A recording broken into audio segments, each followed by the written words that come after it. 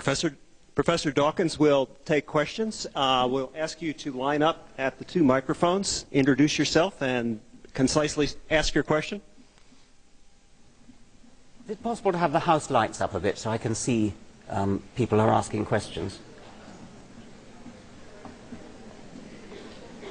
Hello. Is this microphone on? I'm Dr. Howell. It's good to have heard your talk. I really appreciated hearing this. I should like to hear more of you. Because the more you talk, the more you convince me that there is a God, and you crystallize our need for Him. I'm glad I have some effect, anyway.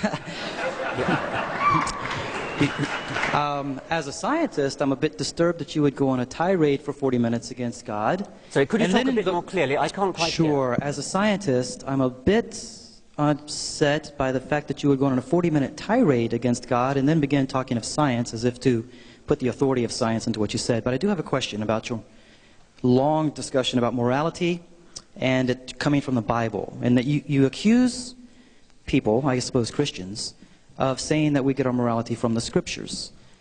But clearly this cannot be the case because humanity from every civilization throughout time has a sense of morality, and clearly most of them have not had access to the Bible. So I'm curious then what you think is the origin of this morality. If someone comes in here with a gun and begins shooting all of us, we would call that bad. Why? Why is that bad?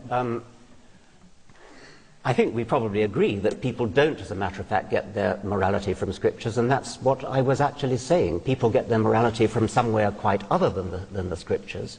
And to the extent that they do get their morality from the Scriptures, as I was saying, they pick and choose.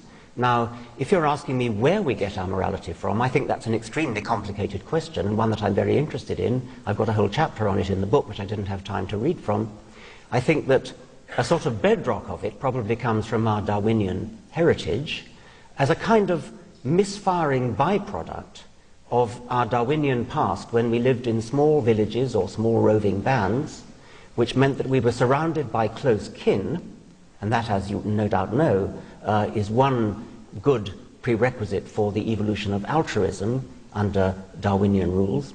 And also, in those small villages or roving bands, we would have been surrounded by people whom we are likely to meet again and again throughout our life, which provides the basis for the other main Darwinian reason to be moral or altruistic. That, I think, is the Darwinian origin, and I suspect that although we no longer live in small bands, the same rules of thumb, which were honed in our Darwinian past, are playing themselves out under the alien conditions of modern urban society. The rule of thumb used to be nice to everyone you meet, because everyone you meet is likely to be either a cousin and or somebody you're going to meet again and again, and therefore in a position to reciprocate. Darwinism doesn't suggest that we should be all wise and do what is actually going to be best for our selfish genes.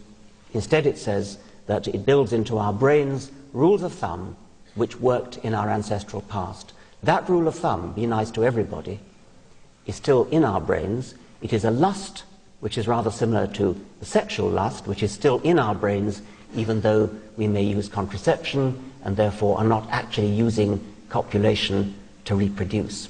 The same rule of thumb persists, and that is also true of the lust to be good, the lust to be nice. That, I think, is the Darwinian origin. But I think that it's become modified and refined through culture, through civilization, until it shows itself in the much more sophisticated and actually much more pleasant rules for being nice that we see today. Wherever else it comes from, it certainly doesn't come from Scripture, and that was the only point I was trying to make from that particular reading. Yes.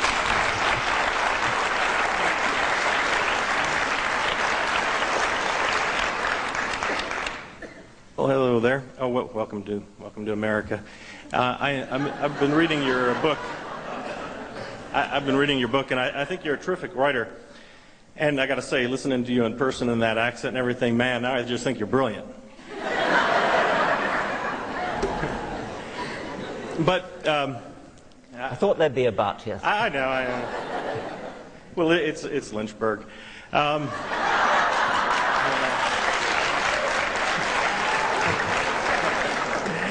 Well, I am a theist. You'll be disappointed to know, but you know how Bertrand Russell, said that if he faced God, he'd ask, where, he didn't give enough evidence. Where was the evidence on it?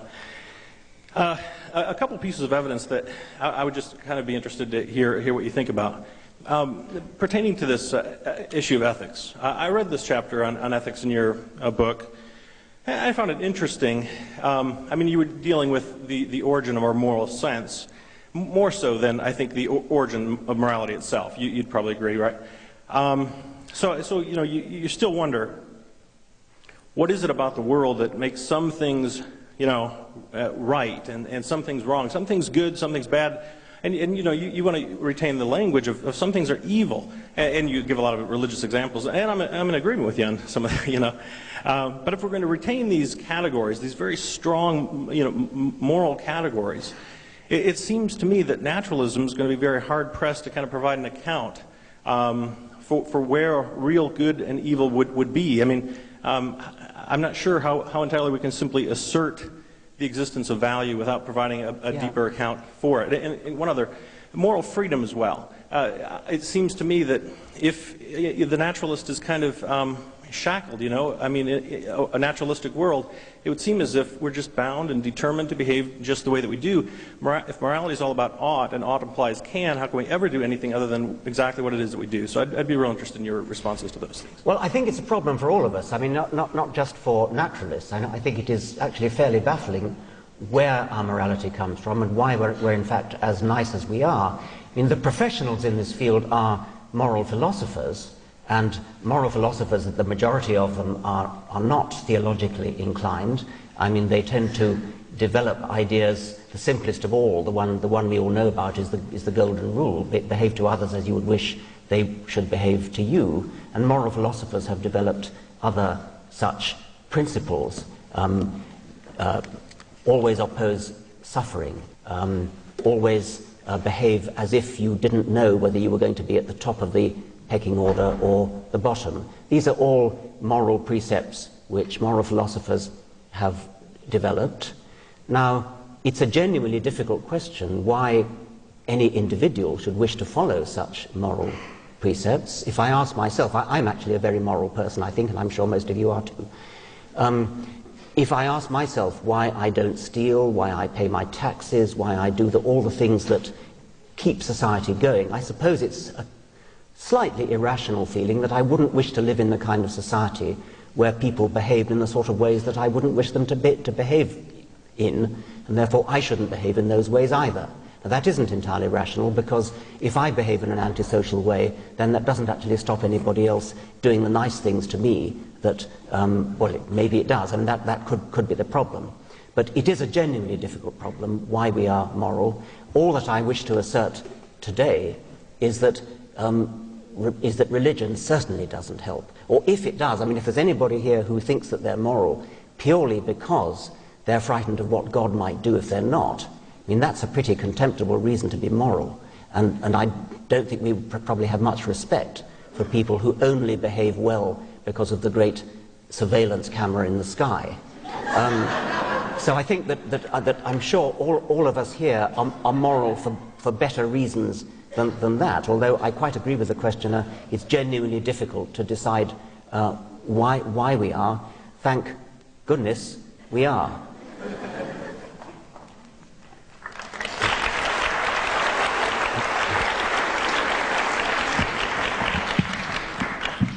Good evening, Professor Dawkins. My name is Thomas Lekowski. I come from Thomas Jefferson University, here to ask you a question. Richard, atheists have a PR problem.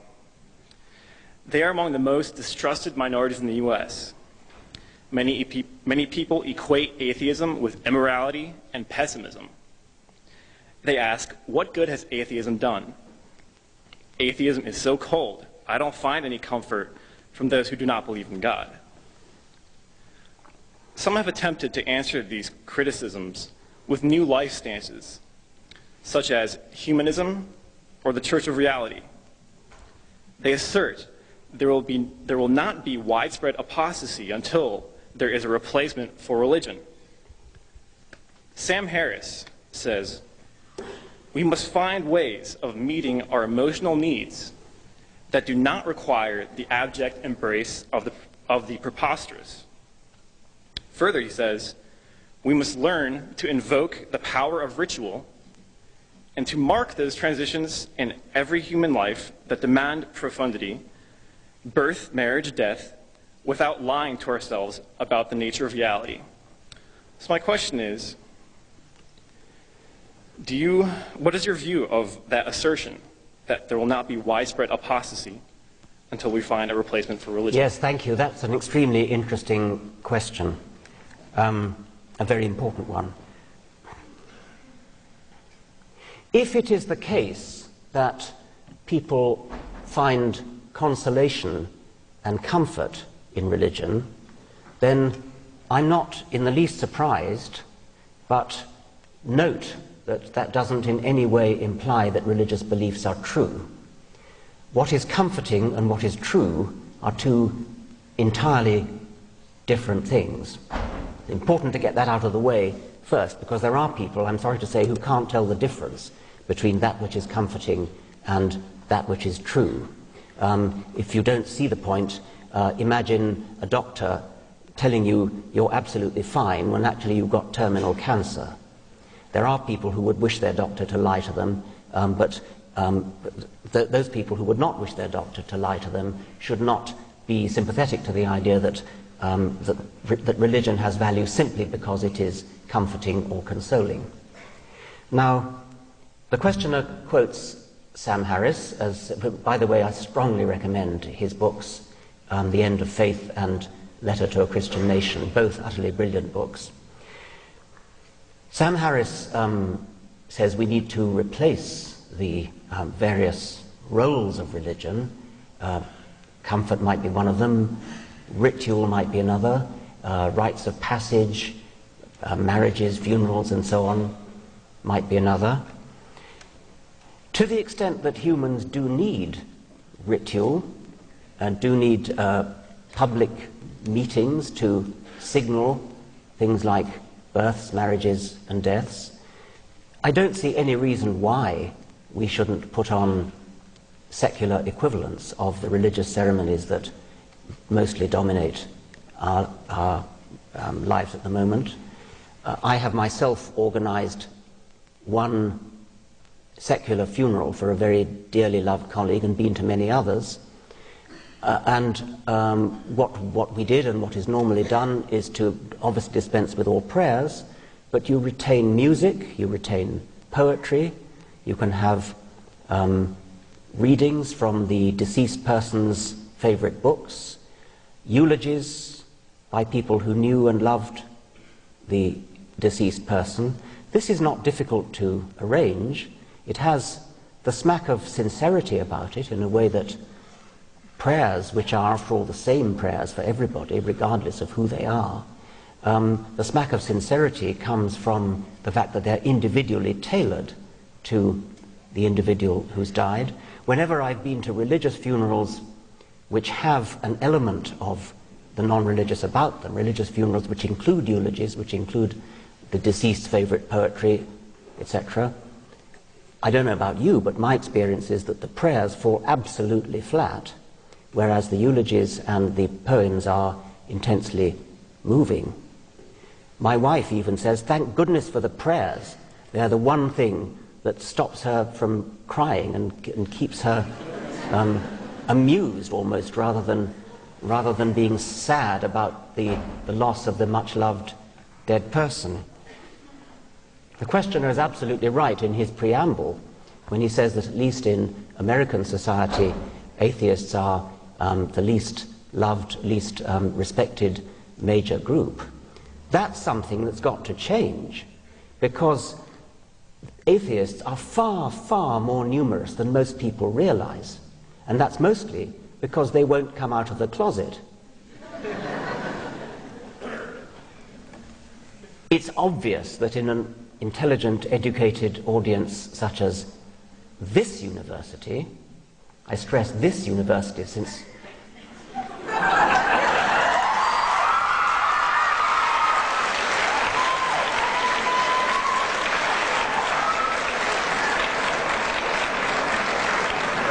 was it saw fit to give them accreditation, I'd like to know.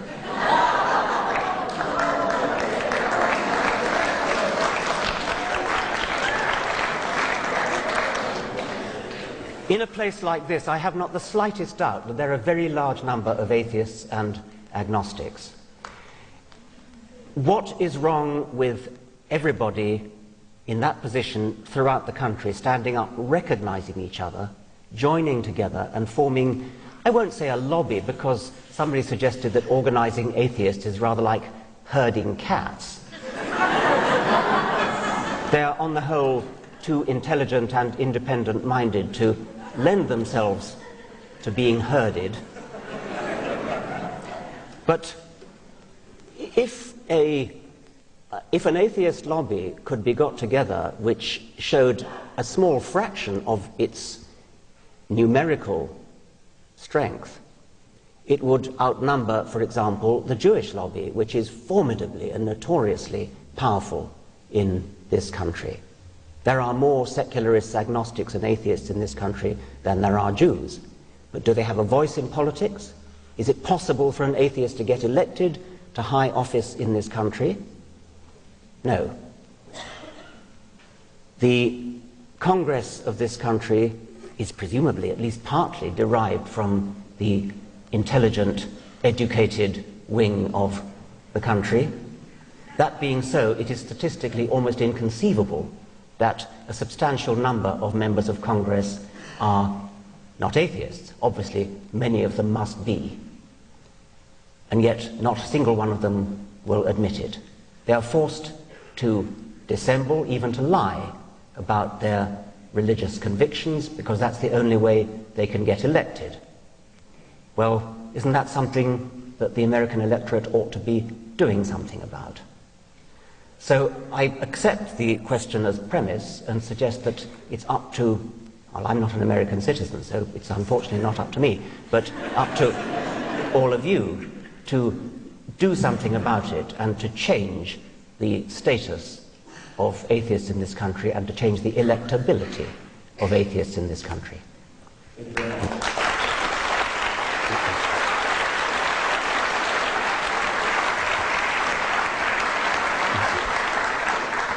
Good evening. My name's Amy LeMay Hammond. I'm a first-year student at RMWC. And sorry, I didn't hear that. My name's Amy LeMay Hammond. I'm a first-year student at RMWC. Thank you. Yes, okay. And firstly, I'd like to thank you for recognizing that there are probably many atheists in this room and that we are not morally dangerous or have no morals. My question is, in the case of sort of mock religions such as the invisible pink unicorn and such, which I'm sure you're familiar with, do those help the atheist cause or do they actually hurt it by creating sort of hilarity about religion? Okay, they do one good thing. They answer one question, and it's a very important question because it's a very ubiquitous one. It's the following question. You cannot disprove the existence of God. Now, amazingly, there are a lot of people who think that's a powerful argument. You cannot disprove the existence of God, which somehow seems to suggest to them, oh, well, therefore, the existence of God must be about equally likely to the non-existence. Existence and non-existence must be approximately equally likely. And the point about the invisible pink unicorn and the flying spaghetti monster and the celestial teapot and all those examples is simply to demonstrate that it's just not the case that because you cannot disprove something, therefore that makes it the slightest bit likely. And so that's the sole purpose of them. It is a very important purpose. Thank you.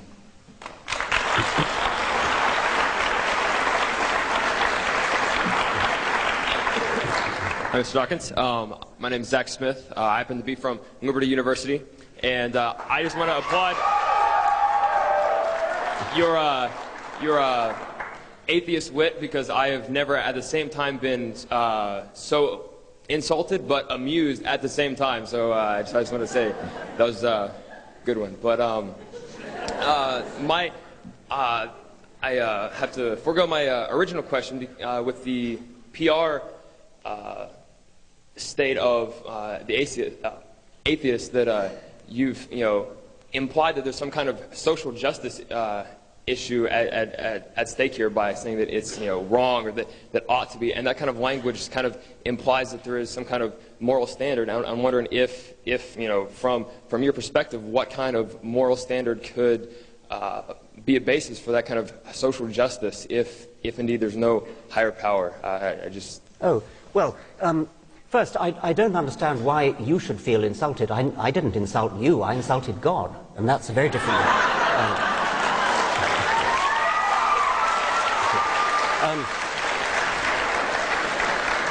But then the question of social justice in the rights of atheists to be considered citizens and to be considered electable, I don't think the issue is quite that they should be elected because they are atheists. That wasn't the point.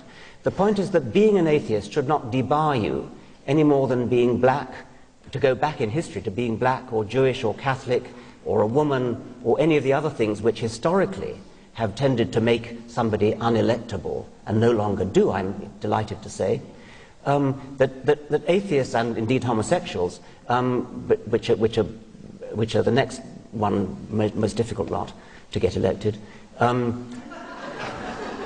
but atheists are the last major group to be embraced in this charmed circle of the electable. I'm not saying they should be elected because they're atheists. I'm saying that they should be free to openly say what their religious conviction or lack of conviction is, and not thereby instantly be unelectable. That's all I meant. I didn't mean anything more than that.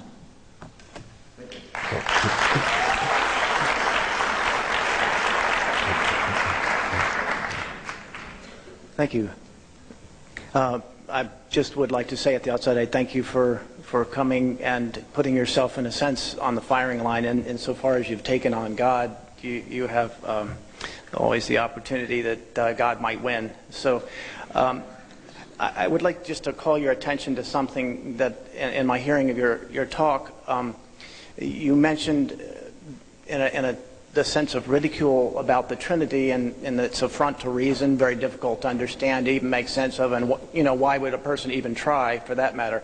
But interestingly enough, you finished your lecture with quantum strangeness, which in fact is the same problem for scientists as the Trinity is for believing Christians who have a need to understand.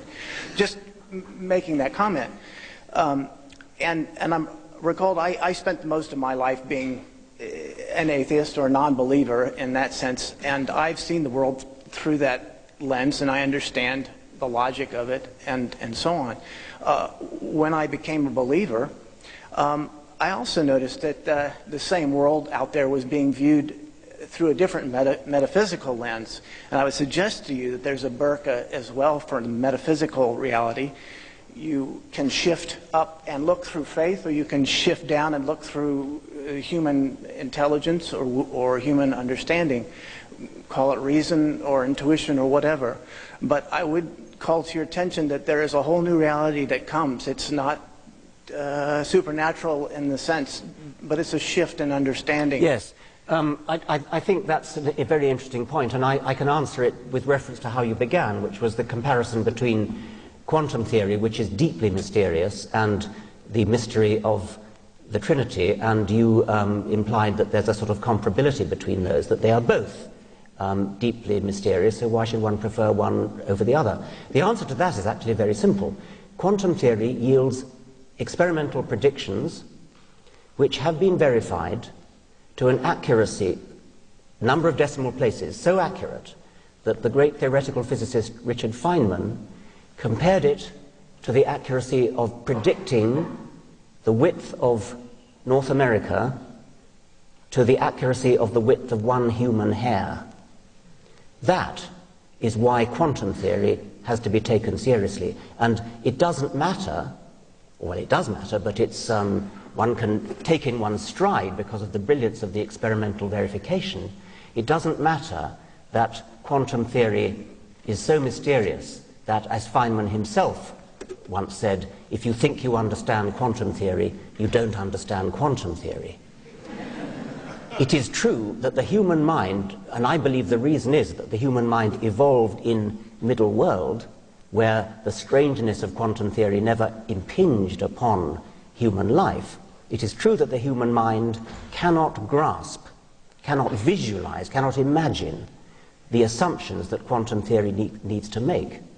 But human physicists doing experiments can verify the predictions of quantum theory to an accuracy which is utterly stupefying and which leaves one in no doubt that in some sense quantum theory must be right. Nothing remotely like that could ever be claimed for the doctrine of the Trinity, nor, by the way, is the doctrine of the Trinity anything like so interestingly mysterious as quantum theory.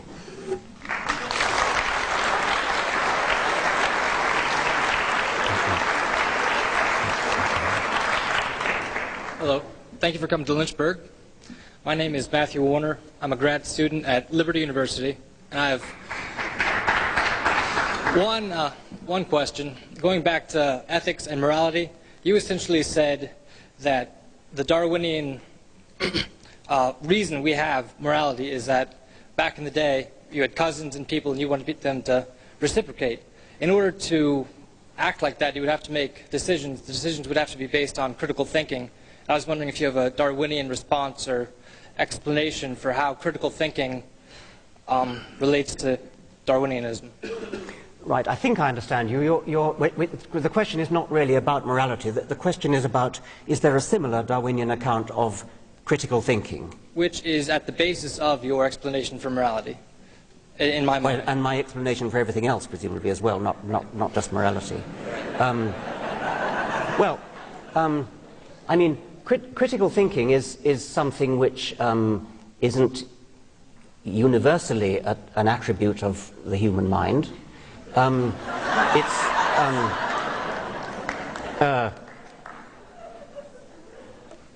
don't think it's very hard to imagine that imagine ways in which critical thinking could have benefited the survival of our ancestors. I mean, I think that taking a rational view of evidence would probably have helped our ancestors to survive in a world of saber-toothed tigers and ice ages and drying up water holes and all the other things all the other hazards which threatened life.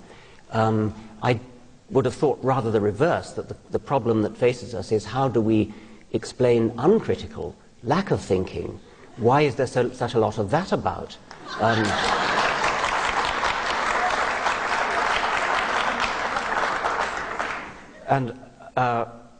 I mean, I do have a chapter explaining that, but I should have thought that was a rather harder problem than the one about critical thinking.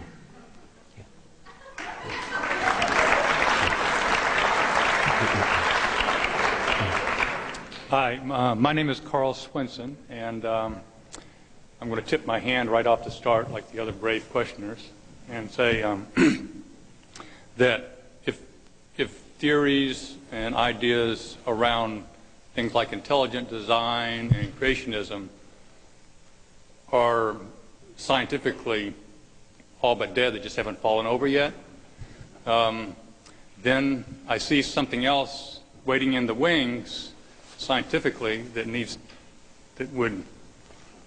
could be a problem for science, and so I ask your opinion about this. Things like you've used the word mind a lot. We think of mind as some dimensionless thing in the middle of our head which tells us what to do and is separate from the brain, which is similar to the soul, another popular notion. So what does science or philosophy at this point have to say about this? About the mind, Yeah, about the existence of it.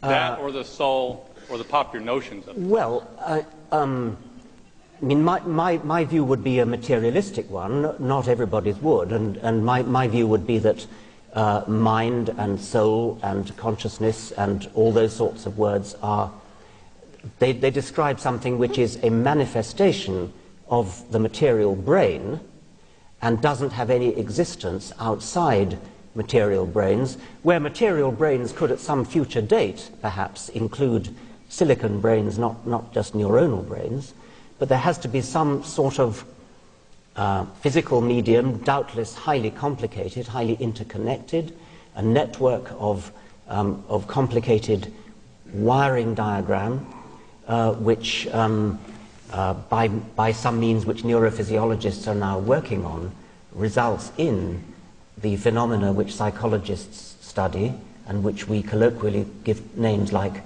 mind and even soul too.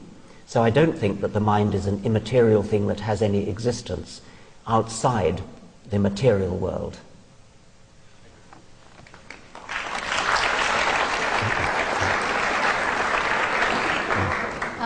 I'm Archana Dutta. I'm a sophomore at Randolph-Macon Women's College, majoring in biology and environmental science.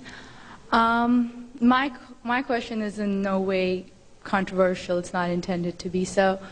And it basically springs out of what the point you made in your hypothesis about God.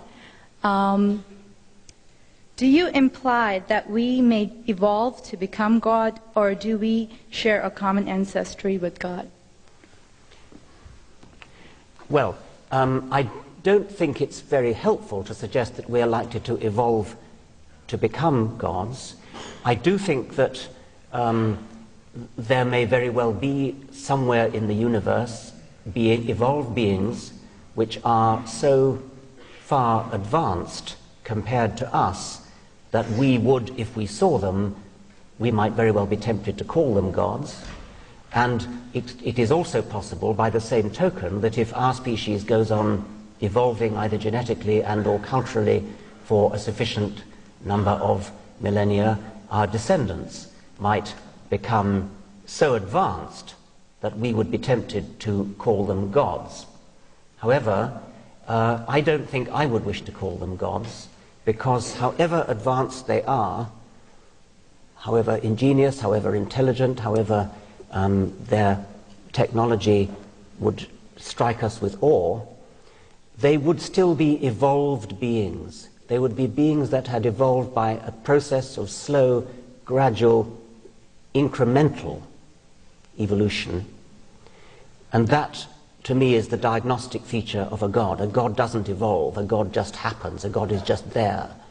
And so I think my answer to your question is, it's an interesting thought, but actually I don't think it would be a helpful use of the word God any more than if a Stone Age hunter were to suddenly be transported into the 21st century and would of course be awestruck by computers and mobile phones and Boeing 747s and helicopters and rockets to the moon. That Stone Age hunter might be tempted to call us gods, but I think it's a temptation that he should resist, and so should we.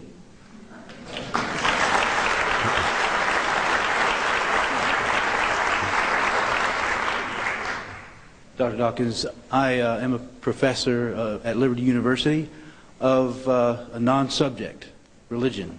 Right. But according to your book, and I've been reading your book, and it's helped me to understand atheist mind, and I appreciate that. I have a whole group of my students here tonight. They've been in the back there, and because I wanted them to hear what you have to say, and we want to be careful not to set up straw men about atheists, which are done, and I want them to avoid that. Thank you very much. Okay. Yes, sir. But I wanted to read from your book. You've been reading from your book, and right. I find it interesting, this footnote on page 82. We might be seeing something similar today in the over-publicized tergiversation of the philosopher Antony Flew, who announced in his old age that he had been converted to belief in some sort of deity. Now, I wanted to read that footnote before my question. Right. You would consider yourself a de facto atheist, leaning toward a strong atheist, category 6, leaning toward 7. Apparently because you would say the evidence demands your being an atheist, not a theist.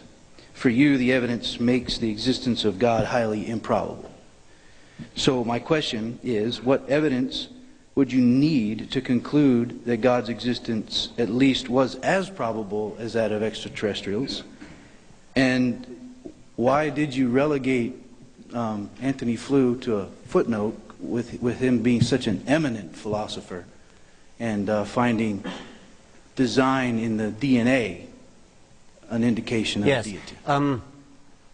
Antony Flew is a British philosopher who has long been a champion of atheism, and he has, as the questioner remarks, announced in his old age that he has been converted to a form of deism, not out-and-out theism, a form of deism where he thinks there probably is some kind of mysterious intelligence at the root of the universe. Many great people have thought the same. What disappointed me about Antony Flew's reasons for that is that he publicly announced that what had convinced him was the idea of intelligent design, and specifically the book of Michael Behe. Well, that doesn't argue for the surviving powers that Antony Flew once had as an intellectual. No serious thinker could possibly be positively impressed by the arguments of the so-called intelligent design creationists. There may be good reasons for believing in a God, and if there are any, I would expect them to come from possibly modern physics, from cosmology, from the observation that, as some people claim, the laws and constants of the universe are too finely tuned to be an accident. That would not be a wholly disreputable reason for believing in some form of supernatural deity. I think there's a very good argument against it, and I've developed much of my chapter 4 to, as I think, refuting that argument. If Antony Flew had said that, then I think we could have a serious argument with him. But what he actually said was that he was convinced by intelligent design in biology. And anybody who knows anything about biology will immediately see that that is ridiculous. I'm sorry to be so harsh, but when I last saw Antony Flew, he didn't endear himself to me because he actually went about promulgating the legend that Darwin himself had a deathbed conversion. And that really is a ridiculous story, which was long, long ago disposed of by the Darwin family. And it led me to somewhat discount other things that Antony Flew is now saying. He once was a great philosopher. It's very sad.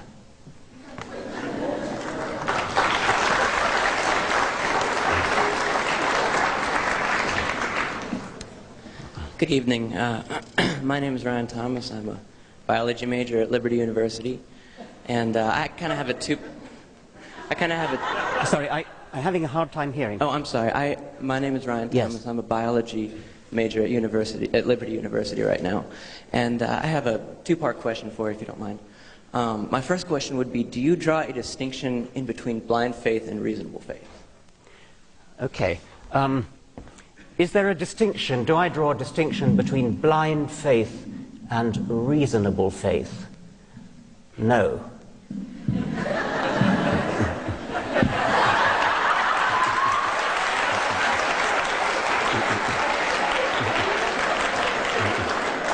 It's interesting that you say that, because just through my own studies, through my my investigation into this matter, I have come to the conclusion that there is no such thing as proof. Right. That there is reasonable faith and there is blind faith. When I drop a ball, to the ground on Earth, it's reasonable for me to believe that the ball will fall the very next time that I drop it. But I can't prove it, just as I can't prove that you exist. Yes. I believe that you exist based on a reasonable faith because I can see you, because I can hear you. But our senses can sometimes deceive us. People on cocaine feel bugs in their skin, but that doesn't make it real. People that are taking hallucinogens see things, but it doesn't make it real. Okay. So I think it's interesting that you deny the line between reasonable faith. Yes, I mean, I think we agree. I think we're just using words in a different way. I think it's a semantic thing. Something like when you drop a ball, it falls, and when you drop another ball, it falls, and when you drop another ball, it falls. I don't think I would wish to use the word faith for your belief that the next time you drop it, it will fall. I don't think that's what I would use the word faith for. I think that's normal science. I mean, that's based upon Newton's laws. It's based upon a tremendous body of theory. It's based upon scientific evidence. So I would not use the word reasonable faith the way you're using it. It seems to me you're using reasonable faith for basing beliefs upon evidence. So if you're using reasonable faith to mean belief based upon evidence, then there's no disagreement. We're just using words in a different way. I define faith as belief that's not based upon evidence. Okay. And that's why I answered your first question in the way that I did. I don't think we actually disagree, and I'm sure we disagree about other things, but I don't think we disagree about this in an other than semantic way. Okay. Then my second question, I'm sorry, I didn't expect you to answer no actually to the first one. But yeah, there are surprises every day. My second question is, considering then that we must believe what's based on reason, and reason, of course, is based on experience, correct? You know, reason is based on the fact that when I drop the ball, it falls every time, so it's reasonable to believe next time I drop the ball, it's going to fall. Why then is it reasonable, considering our experience concerning the law of cause and effect, concerning the fact that our experience tells us that everything which has an effect has a cause? How is it that it's more reasonable to believe that the universe created itself? Because when confined to the natural laws, because nature is bound by its own limits, which are the natural laws. And if nature is bound by the laws which say that matter can't create itself, then how do you get around this issue? There must have been something outside the system. It is very difficult. It is, of course, a very difficult question to ask how things began at the very beginning of the universe. It's very difficult to even know what the word beginning even means with respect to the universe.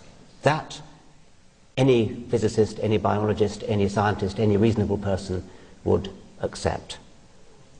However, when you ask what's the alternative, if the alternative that's being offered to what physicists now talk about, a big bang, a spontaneous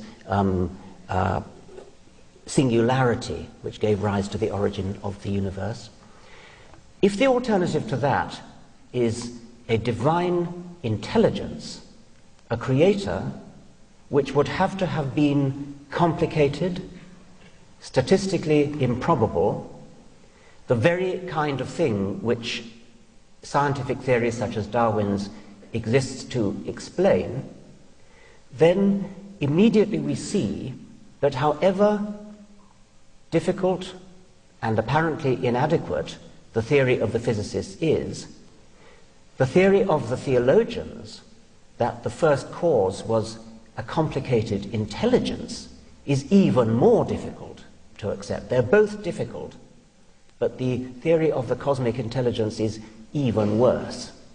What Darwinism does is to raise our consciousness to the power of science to explain the existence of complex things, and intelligences and creative intelligences are above all complex things. They're statistically improbable. Darwinism raises our consciousness to the power of science to explain how such entities, and the human brain is one, how such entities can come into existence from simple beginnings. However difficult those simple beginnings may be to accept, they are a whole lot easier to accept than complicated beginnings. Complicated things come into the universe late, as a consequence of slow, gradual, incremental steps.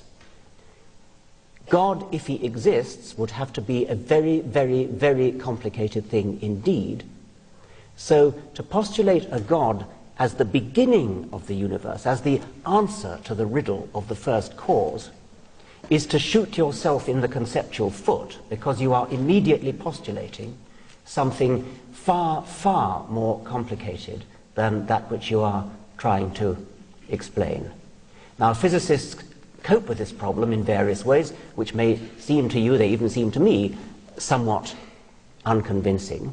For example, they suggest that our universe is but one bubble in a foam of universes, the multiverse, and each bubble in the foam has a different set of laws and constants. And by the anthropic principle, we have to be, since we're here talking about it, we have to be in the kind of bubble with the kind of laws and constants which are capable of giving rise to the evolutionary process and therefore to creatures like us. That is one current physicist's explanation for how we exist in the kind of universe that we do. It doesn't sound so shatteringly convincing as, say, Darwin's own theory, which is self-evidently very convincing. Nevertheless, however unconvincing that may sound, it is many, many, many orders of magnitude more convincing than any theory that says complex intelligence was there right from the outset.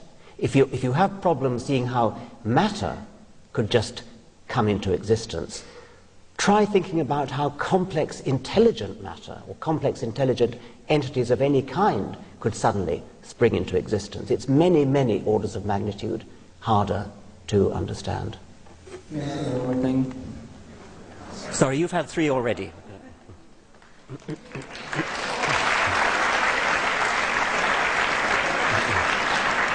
Hi, my name is Amber Moore. I'm from Liberty University as well. I have 2 questions for you. How can you believe in extraterrestrials as a higher being and not believe in a God? Could you just say that again? How can you how can you believe as extraterrestrials as a higher being and not believe in a God? How can I believe that an extraterrestrial is a higher being and not believe... How can you believe in them as an advanced higher being? Yeah, I understand the words of your question. An extraterrestrial higher being, if one exists, comes into existence as the end product of a long, slow, gradual, incremental process of evolution, just like the one that gave rise to us. That's the explanation for why the extraterrestrial, if it is indeed an advanced being, is an advanced being. It's a very sensible, easy to understand explanation. It's a gradual explanation. You start from simple beginnings and you work up. God isn't like that. God is a being that is not supposed to have evolved. God is a being that has always existed and therefore does not have the benefit of that kind of sensible, rational, gradualistic explanation. That is an absolutely crucial difference. I suspect that on other planets there probably are beings, as I said before, which are so far advanced relative to us that they might as well be gods, except for this one absolutely crucial respect, that they came into the universe by slow, gradual degrees. They didn't just happen. Nothing as complicated as that just happens. They didn't just happen, and therefore they or it or he or she could not be responsible for designing the universe. Okay, my last question. This is probably going to be the most simplest one for you to answer, but what if you're wrong? Well, what if I'm wrong? I mean, anybody could be wrong. We could all be wrong about the flying spaghetti monster and the pink unicorn and the flying teapot. You happen to have been brought up, I would presume, in the Christian faith. You know what it's like not to believe in a particular faith because you're not a Muslim, you're not a Hindu. Why aren't you a Hindu? Because you happen to have been brought up in America, not in India. If you've been brought up in India, you'd be a Hindu. If you were brought up in Denmark in the time of the Vikings, you'd be believing in Wotan and Thor. If you were brought up in classical Greece, you'd be believing in Zeus. If you were brought up in Central Africa, you'd be believing in the great Juju up the mountain. I mean, there's no particular reason to pick on the Judeo-Christian God in which, by the sheerest accident, you happen to have been brought up, and ask me the question, what if I'm wrong? What if you're wrong about the great Juju at the bottom of the sea?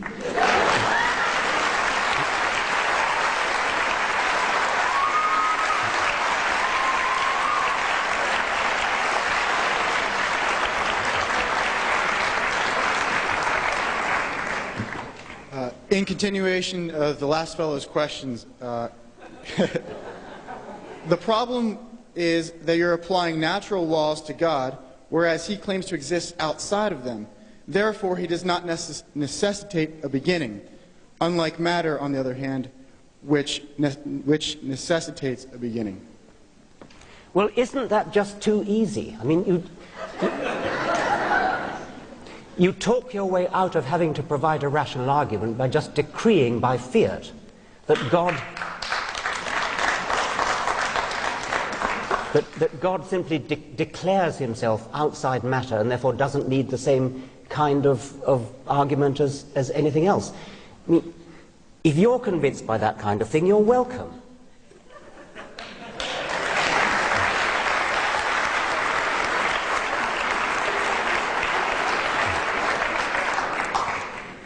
My name is Kay Goodman, and I'd like to hear your thoughts on whether or not there is a God or gods.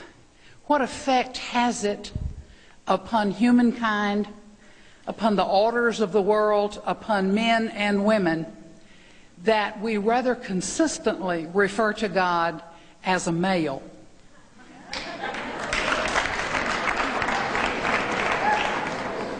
Well, that's a perfectly fair point, and I mean, to me, there is no difference between a non-existent male and a non-existent female.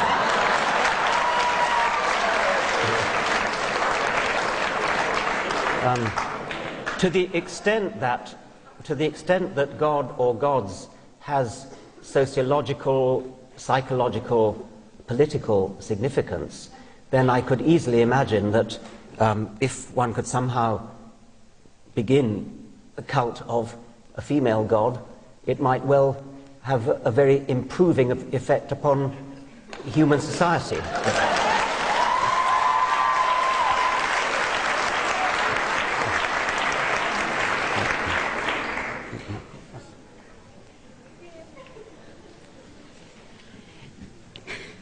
I'm nervous. Amber Dawn, student here at Randolph-Macon. Thank you for that previous answer. I'll give you a bit of reprieve. I am not challenging you in any way, shape, or form. And I only wrote this down because I know I'd forget what I wanted. As someone coming from a religious family, especially in an area with such a dominant religion and a particular figurehead, how does someone find their own way when leaving is not quite an option? I didn't quite the last sentence. How does one find their own way when leaving just yet is not quite an option? Okay.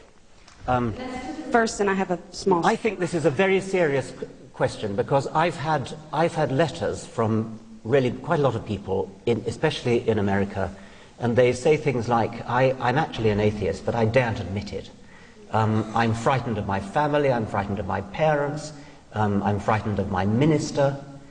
I read an article the other day about a boy in a small town in Texas who didn't want to be confirmed. And the priest said, well, that's okay, you don't have to be confirmed, but you have to write down your reasons for not being confirmed.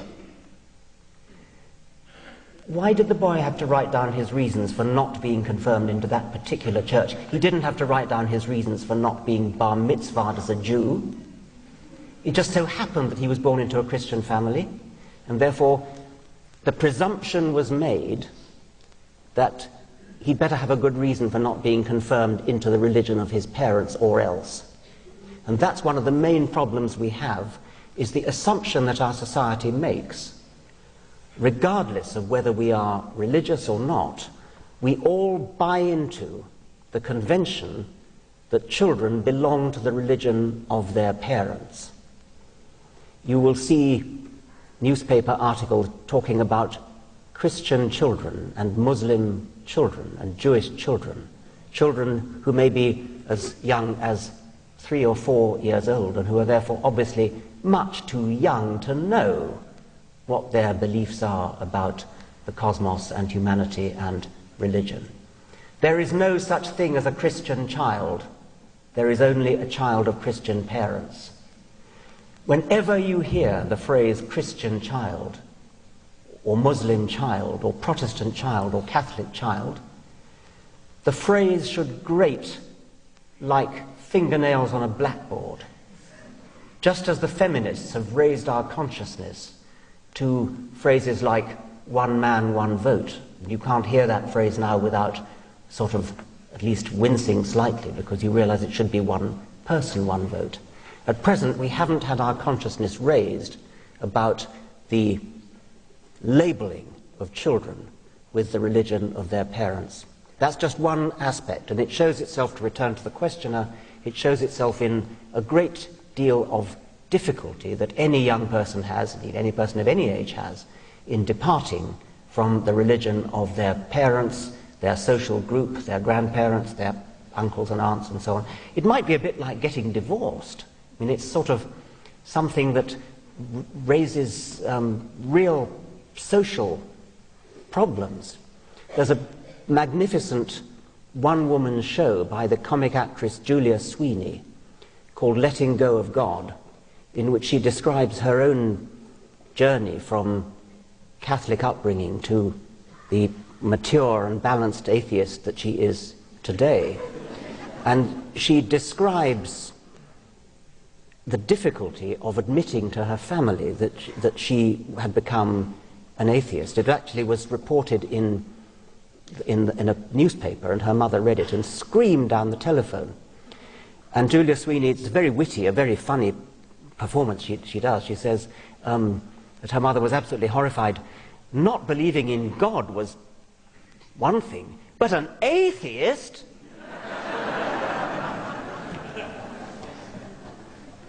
I don't know what the answer is. The precedent of gay people is one that one can vaguely bear in mind. I mean, homosexuality is now much, much more accepted in our society than it was when I was young, homosexuality was actually illegal in Britain up until, I think, the 1960s, believe it or not. The great British mathematician, one of the two fathers of the modern computer, Alan Turing, who arguably, because of his brilliance in solving the German Enigma codes in the Second World War, did more to win the Second World War than either Churchill or Eisenhower. Alan Turing was arrested for homosexual behavior in the 1950s and was essentially driven to suicide.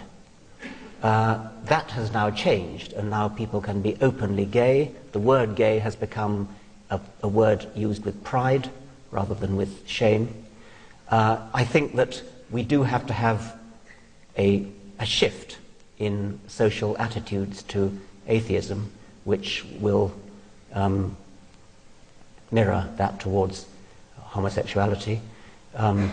It is, after all, just a view about the cosmos and about various other things, about humanity, about morality. It is really quite extraordinary that somebody's view about such an academic matter as whether there exists a supreme intelligence should reflect upon their the way they're looked at in society, the way their family and their friends look at them. It is quite remarkable that that should be the case. Once again, it's something we've all got to do something about.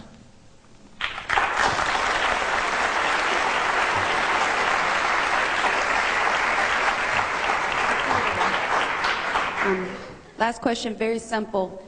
Is anger a common symptom of a person who is going through the deconditioning process of their parents' religion? I think you're too close to the microphone. I said, is anger a common symptom of a person who is going through the deconditioning process of their parents' religion? Is anger a common symptom of a person who's going through a deconditioning process from their parents' religion? I don't know. It had never occurred to me. Does anybody else have personal... I think sort of fear is probably more common. I mean, fear of what their parents are going to think, rather than anger. But I could be wrong. I'm interested in that. If that question is based on personal experience, I'd be interested to hear more. Is that a common experience? Yes. Wow. Anger on the part of the person who is undergoing the deconversion themselves? Yes. Anger against whom or what? The entire process. Having the clergy people, all of the authority figures who pushed this as a norm, which was anathema to the child's reason. Right. Well, thank you. That's extremely interesting. I've learned something this evening. Thank you.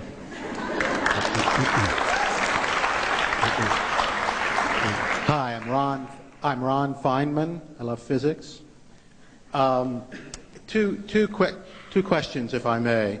At Liberty University, they have on display some fossils that they say are, I might be off by a factor or by 1,000 years or so, but they say these fossils of dinosaurs are 3,000 years old, maybe 4,000, maybe 5,000.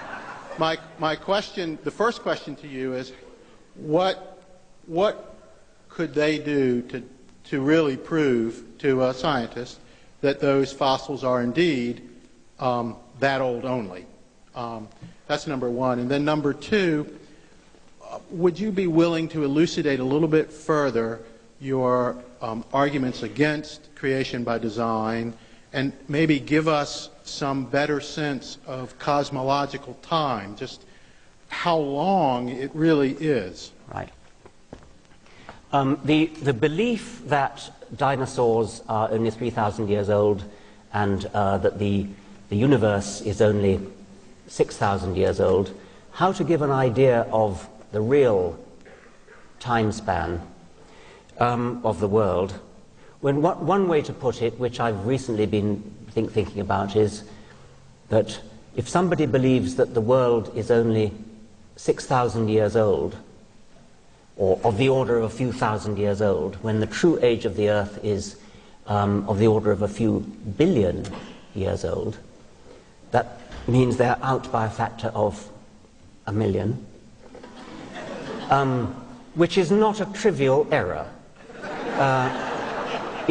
I mean, I am not very good at arithmetic, and I calculated that it's equivalent to believing that the distance from New York to San Francisco is 700 yards.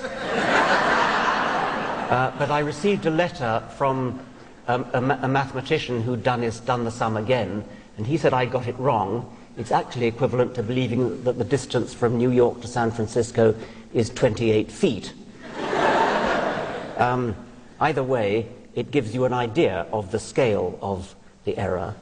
The questioner asked what would the people of Liberty University have to do in order to demonstrate that these dinosaur fossils really were 3,000 years old. Well, what they would have to do is to find igneous rocks which were found in proximity to or sandwiching the fossils, and date these by radioactive dating. Several different, half a dozen at least, different forms of radioactive dating, all of which give independent estimates of the date of these fossils. And all those different methods of doing it should point to an age of 3,000 years. In fact, of course, what those methods of dating all show is that dinosaur fossils are hundreds of millions, or no less than 65 million years old. Not just one method of radioactive dating, lots and lots of different methods of radioactive dating, different clocks working on completely different principles that all point to the same order of magnitude of age of these dinosaur fossils. If it's really true that the museum at Liberty University has dinosaur fossils which are labeled as being 3,000 years old, then that is an educational disgrace. It is debauching the whole idea of a university, and I would strongly encourage any members of Liberty University who may be here to leave and go to a proper university.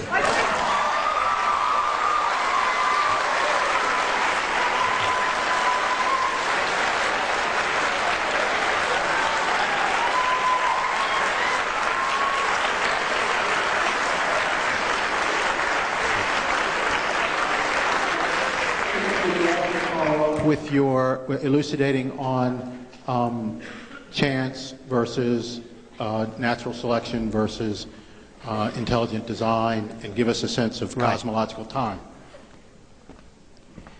Chance and natural selection and intelligent design.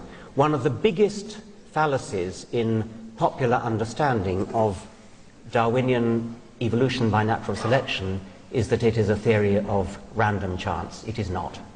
It's the very opposite, and this is one of the most important things to understand about it. There is a certain chance element in it. Mutation is a process of random chance. It's random with respect to improvement. Things don't tend to get better as a result of mutation. The important step in the Darwinian theory of evolution is natural selection.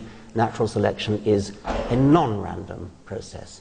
Natural selection is the non-random survival of randomly varying genetic codes. And the reason why some genetic codes survive better than others is their phenotypic effects via the processes of embryogenesis on phenotypes, on bodies, which make them survive or not survive, reproduce or not survive, and the ones that do survive and reproduce pass on the genetic coded instructions that built them and equipped them and made them good at surviving and reproducing. That's the idea. That is the explanation for the apparent adaptive design, the illusion of design which all living things show. It is a non-random process. It does not involve design of any sort. It produces an illusion of design. It is hard for people to grasp for various reasons, and one reason the questioner has pinpointed is the sheer length of time involved. Geological time is larger than most human minds are capable of grasping.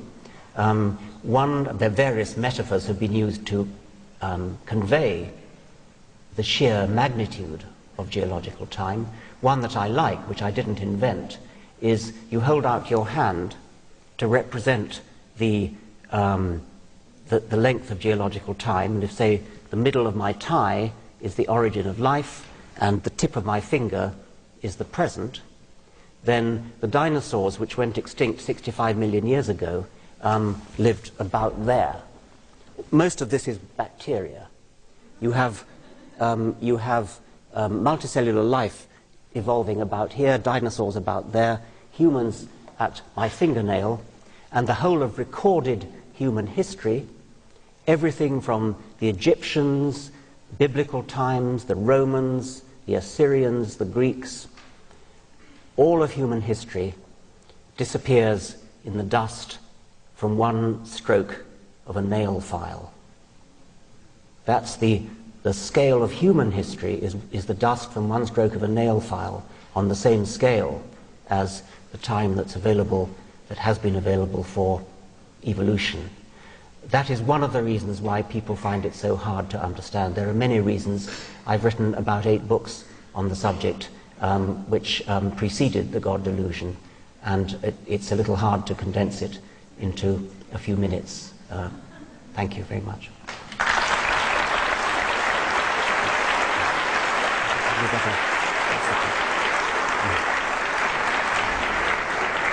I'm sorry, I don't know when we're supposed to stop, and Professor Dawkins is going to sign books for us after this down in Ribble Lounge, which is downstairs, to give him a few minutes to get there. But I think we probably better stop here for this evening. Okay. Thank you very much indeed. Thank you. Thank you.